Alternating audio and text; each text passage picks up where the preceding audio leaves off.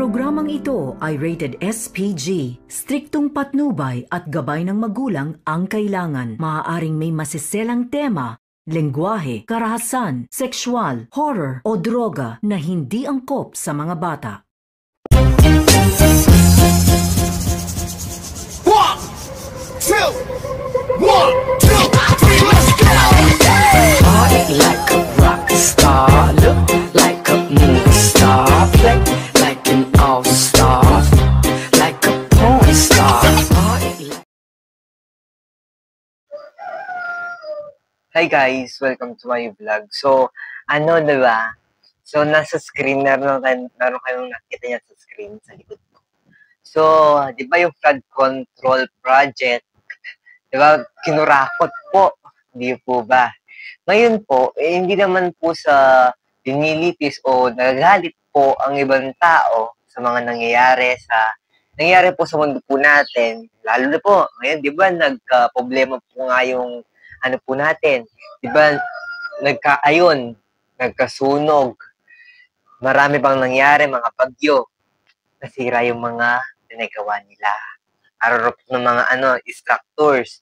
So, yung nangyari niyan, di ba, kukulong ata, di ba, ayan, yung nasa likod ko, yung video na nakita nyo na, nasa likod ko. So, hindi ka maiinis doon.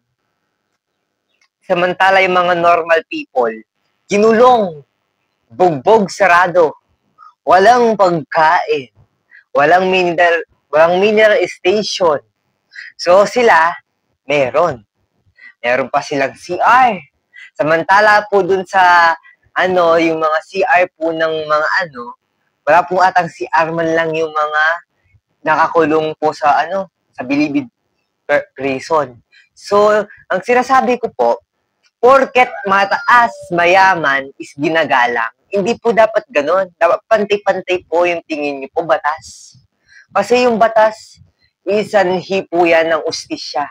Yung kasing batas ngayon, kung sino ang mayaman, siya yung mas ginagalang. Ayan, tignan niyo yung nasa likod ko.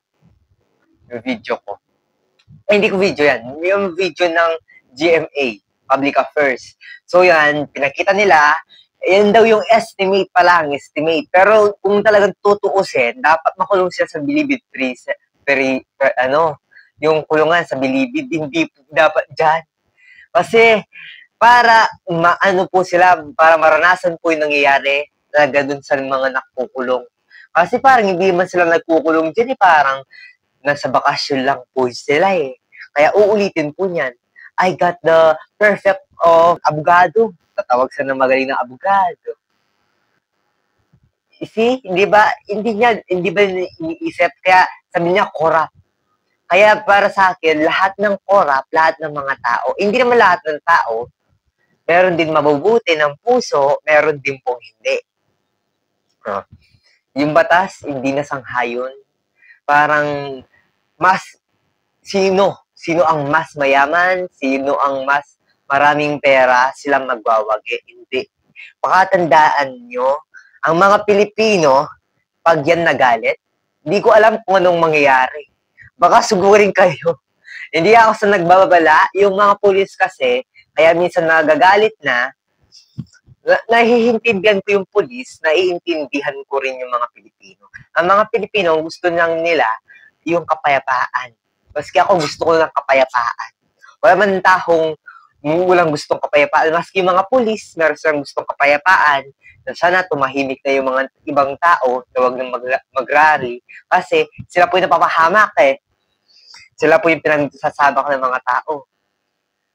Nagsabak po ng mga Pilipino, mga tao, yung mga pulis. Kasi sabi niya, ay, ano ay purpose ng mga pulis? Kung isipan yung mga pulis, sana kumampi kayo sa tama, sa gawa. Huwag po kayo sa, kumakampi sila sa, corrupt. Huwag kayo sana pag binayaran kayo ng pera, dapat hindi kayo sa tama. Alam ko mahirap, pero kailangan natin gawin. Kasi kung wala po yan, baka mga iba pang struktura dito siguro magguguho. And yung mga sana, yung mga mayaman, mag-sponsor po kayo sa mga nasasalanta ng bagyo. Kung sana meron lang po akong pera, magdo-donate po ako, kaso lang, wala nga po akong pera.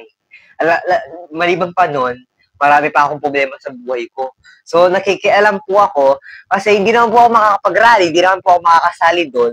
Kasi gusto ko rin po sumali, As in, gusto kong sumali sa rally yan para yung ustisya is managot, yung ustisya is yung pantay-pantay.